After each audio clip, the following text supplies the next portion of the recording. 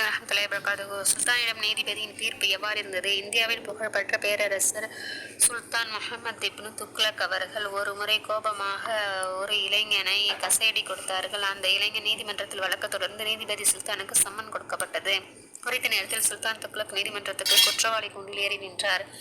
வழக்கை விசாரித்த நீதிபதி இளைஞன் சுல்தானிடம் பழி வாங்கிக் கொள்ளலாம் என தீர்ப்பு வழங்கினார். ஆனால் அந்த இளைஞன் சுல்தானை எப்படி பழிவாங்குவது என தயங்கினார். நீதிபதி நேர்மையும் மிக்க துக்ளக் பாதுஷா அவர்களோ எப்படியும் தம்மிடம் பழி வாங்கி தீர்த்து கொள்ளும்படி இளைஞனிடம் வற்புறுத்தினார். இறுதியாக அந்த இளைஞன் மன்னர் முகமது இப்னு துக்ளக்கிற்கு 11 கசேடிகள் கொடுத்தான்.